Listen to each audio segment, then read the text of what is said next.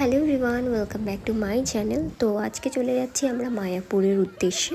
Mayapur ISKCON মন্দির, যেটা এই যে সামনেই দেখতে পাচ্ছ, এটা হচ্ছে প্রথমেই ঢোকার মুখে, এটা হচ্ছে গেট মায়াপুরের। আর আমরা তাই সবাই মিলে আর কি চলে গেছিলাম সেদিন মায়াপুরের উদ্দেশ্যে।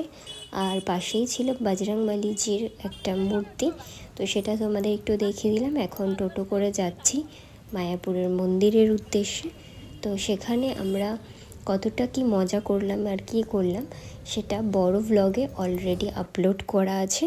তোমরা যারা চাও তো তারা অবশ্যই গিয়ে দেখে এসো।